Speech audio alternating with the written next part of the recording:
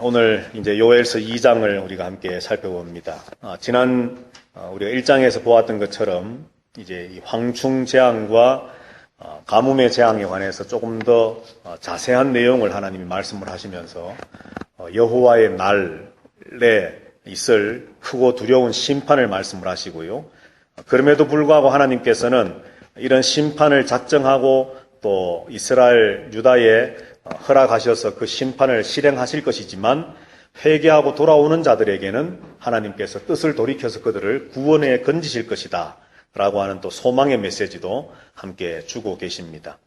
자, 오늘 본문에 보면 역시 1절 말씀과 저 뒤편에 가서 보면은 11절 말씀에 여호와의 날이라고 하는 말이 나와 있지요. 1절에 보면 시온에서 나팔을 불며 나의 거룩한 산에서 경고의 소리를 질러 이 땅 주민들로 다 떨게 할지니 이는 여호와의 날이 이르게 됨이니라. 이제 임박하였다. 이제 여호와의 날, 심판의 날이 임박하였다. 그렇게 1절에서 말씀을 하고요. 11절에서는 여호와께서 그의 군대 앞에서 소리를 지르시고 그의 진영은 심히 크고 그의 명령을 행하는 자는 강하니 여호와의 날이 크고 심히 두렵도다. 당할 자가 누구이랴. 그렇게 말씀을 합니다. 임박한 그 날이 이제 실행되어지면 그 하나님의 심판 앞에 살아남을 자가 아무도 없다. 이제 이것을 말씀을 하고 있는 것이요. 전에도 언젠가 한번 제가 말씀드린 것처럼 다른 성경들도 다 마찬가지겠습니다만 이 선지서, 특별히 소선지서는 선지서들마다의 그 키워드가 있습니다. 핵심되는 단어가 있다는 거죠.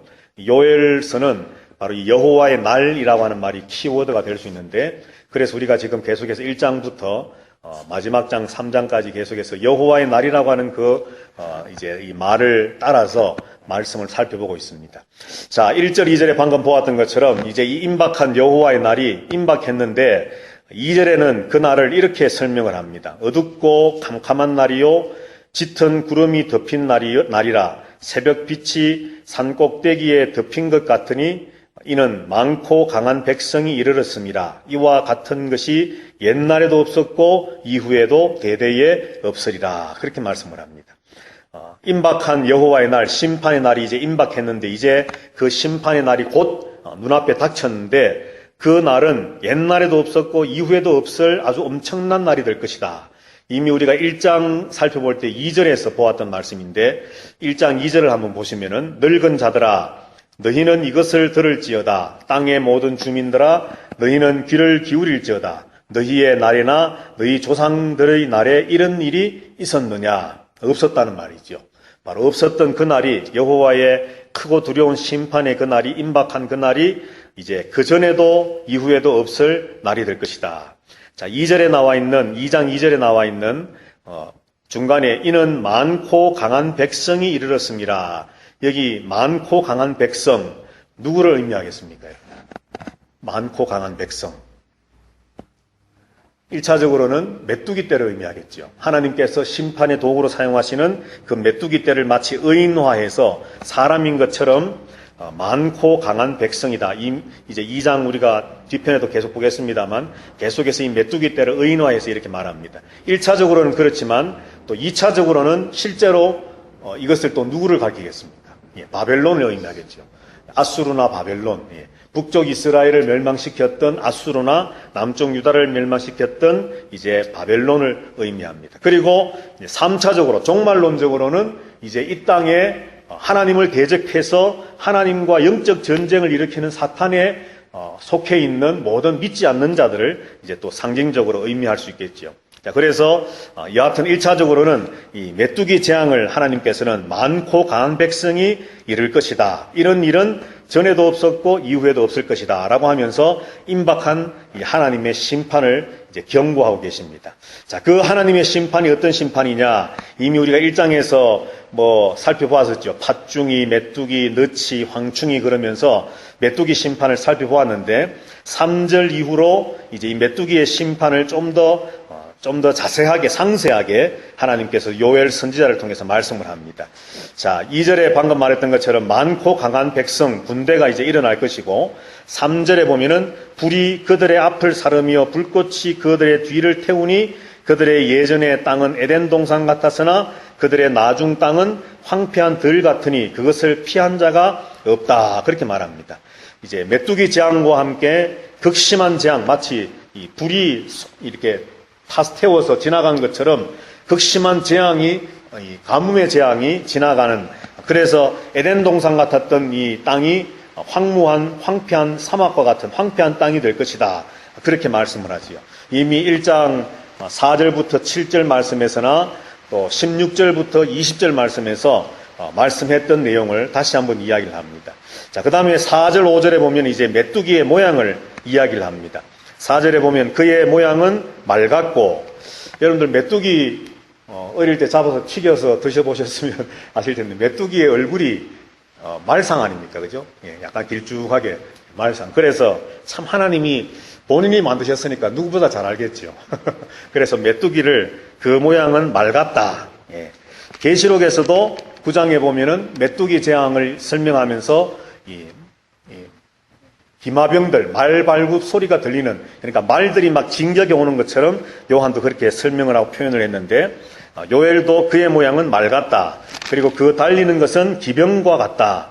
5절에 그들이 산 꼭대기에서 뛰는 소리는 병거 소리와도 같고 불꽃이 금불을 사르는 소리와도 같으며 강한 군사가 줄을 버리고 싸우는 것 같다. 그렇게 4절 5절에서 말씀을 하고, 7절부터 9절에서는 그들이 용사같이 달리며 무사같이 성을 기어 오르며 각기 자기의 길로 나아가되 그 줄을 이탈하지 아니하며 피차에 부딪히지 아니하고 각기 자기의 길로 나아가며 무기를 돌파하고 나아가나 상하지 아니하며 성중에 뛰어 들어가며 성 위에 달리며 집에 기어 오르며 도둑같이 창으로 들어가니. 예. 마치 뭐 잘 훈련된 어떤 정예 부대 원들의 어떤 이 성벽을 기어 올라가서 이 적진에 들어가서 침투에 들어가서 전쟁을 수행하는 같은 모습을 그리고 있습니다만, 이 메뚜기가 이렇게 행동하는 모습들을 지금 이렇게 그리고 있는 겁니다. 그죠? 메뚜기가 마치 이러한 모습으로 이스라엘을 음습해 와서 메뚜기의 재앙이 임하게 될 것이다. 그렇게 말씀을 하고 있는 것이지요. 잠언 30장 27절 말씀에 보면은 메뚜기는 임금이 없으되 다 때를 지어 다니는도다. 그렇게 말씀을 합니다. 오늘 여기 본문에도 보면은 뭐 아주 때로 다니지만은 그 줄을 이탈하는 자가 없고 서로 부딪히지 않는다. 누군가가 호령하지도 않고 앞에서 리드하지도 않는데도 불구하고 메뚜기들은 아주 질서정연하게 자기들의 갈 길을, 그러니까 뭐 우리가 이런 어떤 뭐 동물의 세계나 이런 영상들을 보면 메뚜기 떼가 막 하늘을 새카맣게 덮어서 날아다니는데도 뭐 정말 하나의 어떤 그런 몸체가 날아다니는 것처럼 그죠? 막 날아다니지 않습니까? 바로 그런 것들을 오늘 성경이 묘사를 하고 있는 겁니다.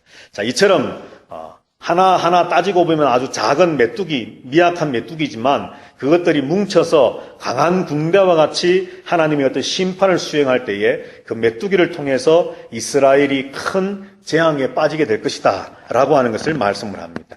자, 그 심판의 결과가 또 무엇인가? 6절을 보면 그 앞에서 백성들이 질리고 하얗게 질린다는 거죠. 무리의 낯빛이 하얘졌도다. 여기 질렸다 하는 말과 낯빛이 하얘졌다는 말은 같은 말을 두 번 반복함으로 강조하는 것이지요.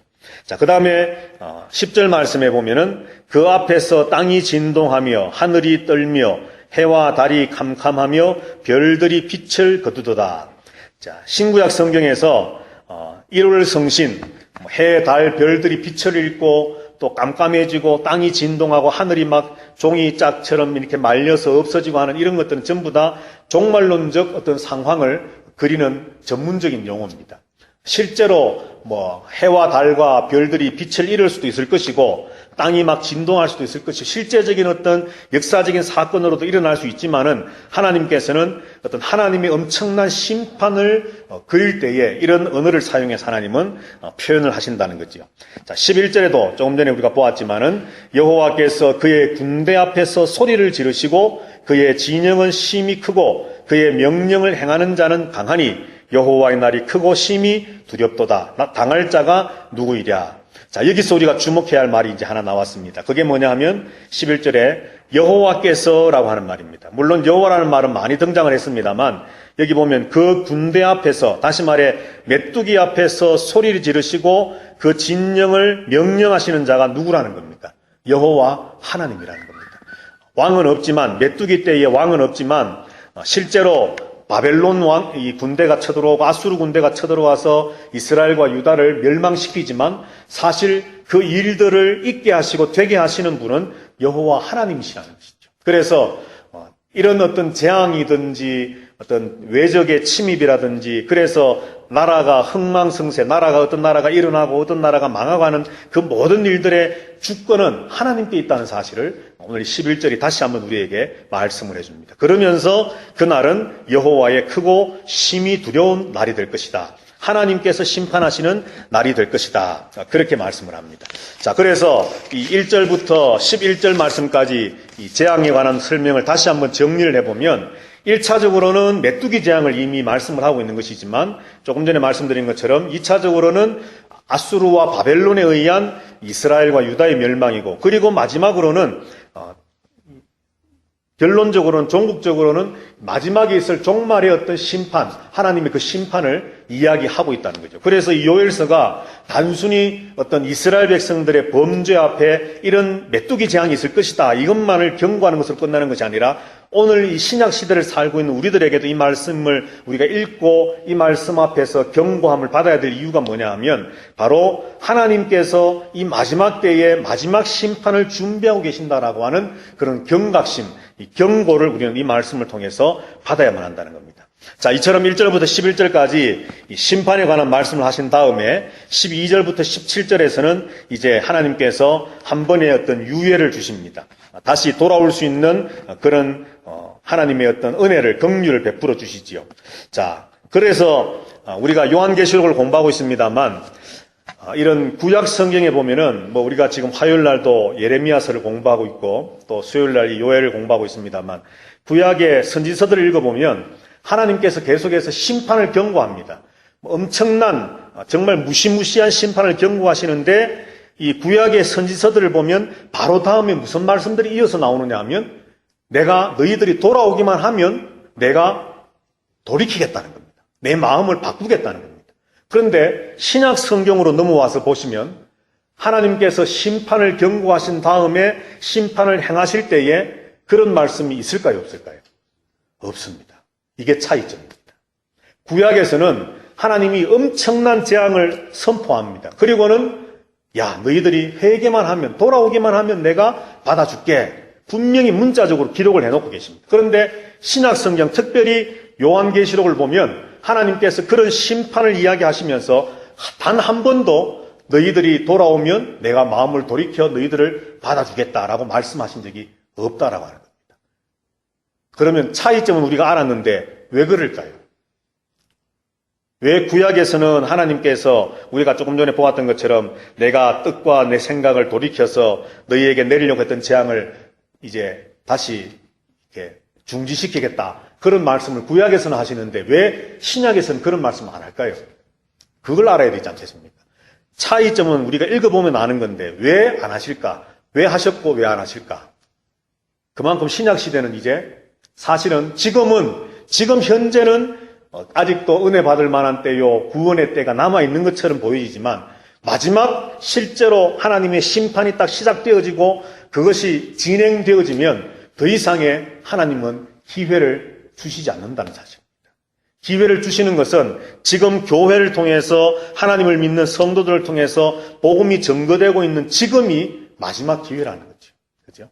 자, 이것을 신약 성경은 우리에게 말씀을 하기를 원하는 겁니다. 그래서 구약과 신약의 차이점 이런 것들이 있음을 우리는 또 발견할 수가 있고요. 자, 그래서 12절부터 17절 말씀을 보면 특별히 12절 말씀에 하나님은 돌아오라고 말씀하지요. 여호와의 말씀에 너희는 이제라도 이제 임박했지만 하나님의 심판이 코앞에 닥쳐왔지만 이제라도 금식하며 하고 울며 애통하고 마음을 다하여 내게로 돌아오라 말씀합니다. 돌아오라.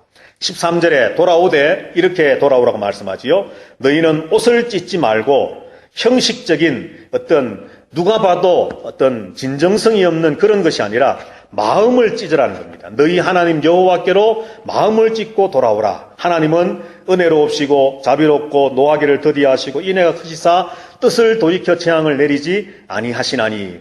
자, 2장 13절 은혜롭다 자비롭다 노하기를 더디한다 인애가 크신다는 말은 구약 성경에 종종 나타나는데 이 말씀과 그대로 똑같이 기록되어 있는 곳이 있습니다.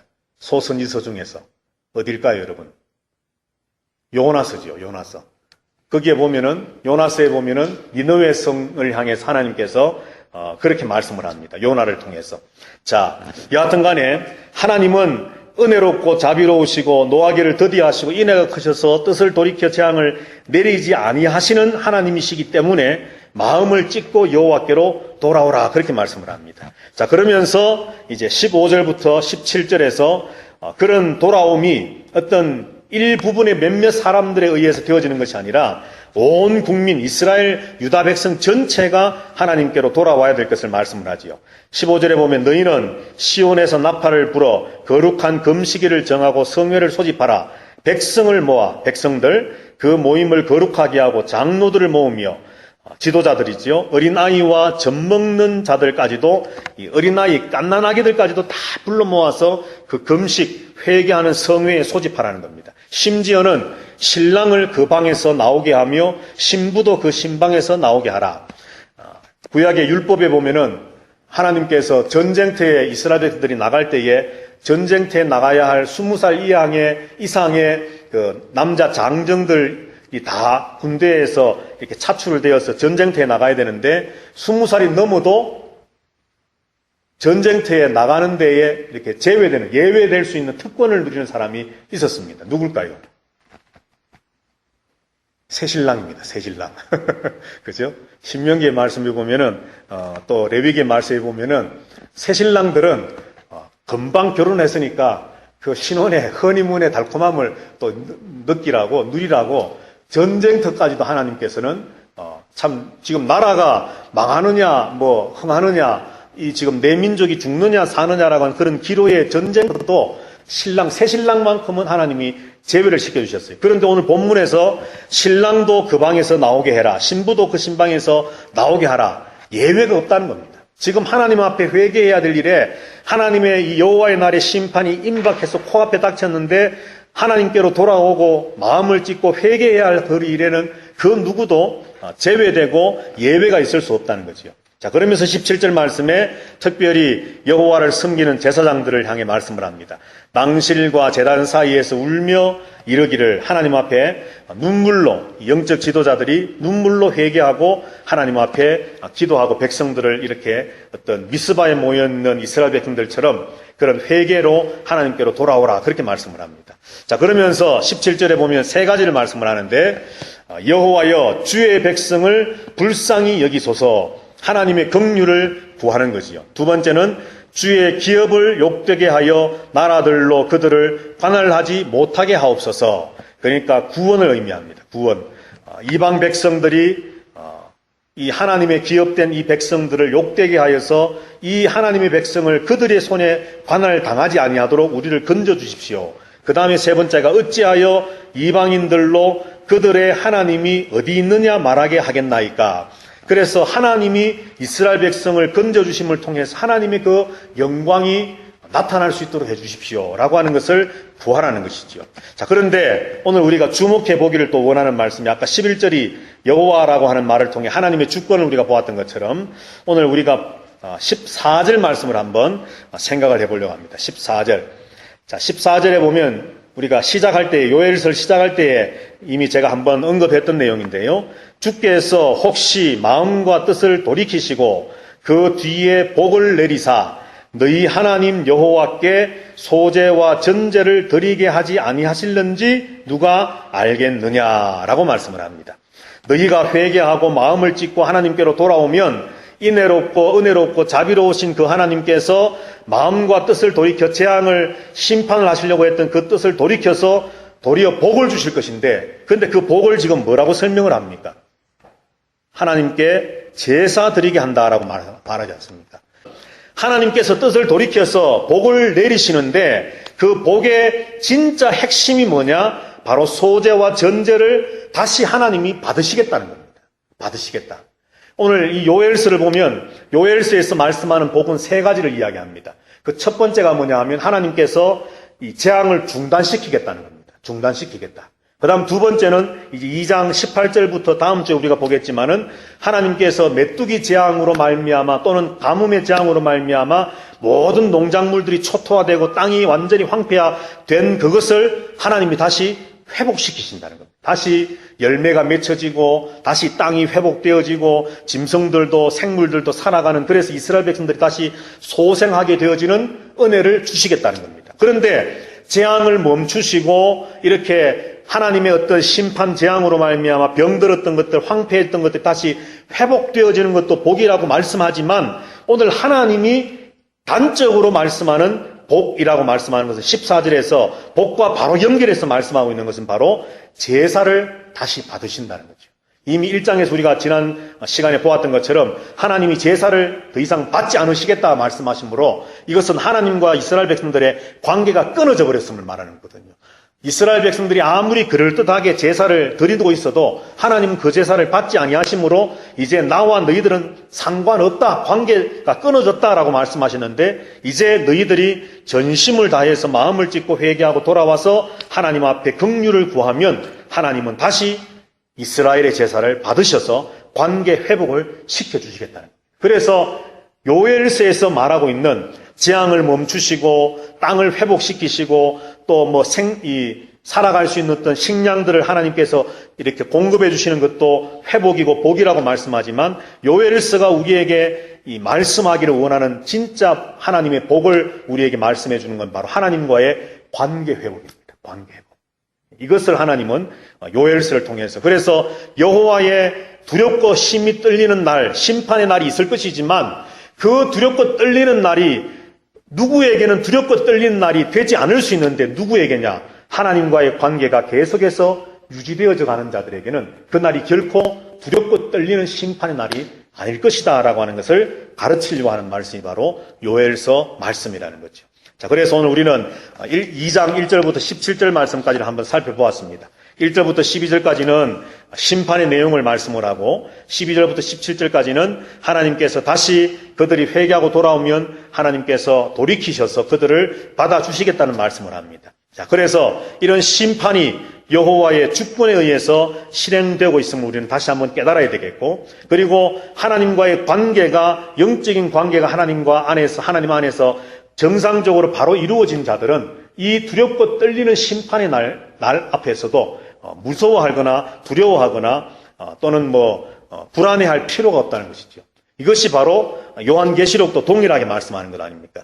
하나님의 심판이 있을 때에 하나님의 백성들도 그 심판의 어떤 현장에 있지만은 그럼에도 불구하고 끝까지 믿음의 어떤 말씀 지킴의 어떤 이 신앙의 자리에 있는 자들은 하나님께서 마침내 그들을 생명나무의 열매를 주어서 먹게 하는 구원의 자리로 이끄실 것이기 때문에 염려하거나 두려워할 것이 아니라 그것이 도리어 하나님의 복이 될 것이다 라고 계시록도 말씀해 주는 것과 연결되어지는 내용이죠. 그래서 오늘 우리는 두 가지입니다. 심판과 회복을 통해서 심판이든 회복이든 모든 것들을 주관하시는 분은 하나님이심을 다시 한번 우리는 확인을 했고요. 그리고 하나님과의 관계가 올바른 자들에게는 하나님께서 모든 긍휼과 은혜와 하나님의 복으로 함께 하신다는 사실 우리가 다시 한번 깨달으면서 우리가 오늘 이 하루를 또 믿음으로 허락해 주신 이 날들을 살아가는 순간순간마다 바로 그런 믿음으로 살아갈 수 있는 저와 여러분들 되시기를 주님의 이름으로 축복합니다.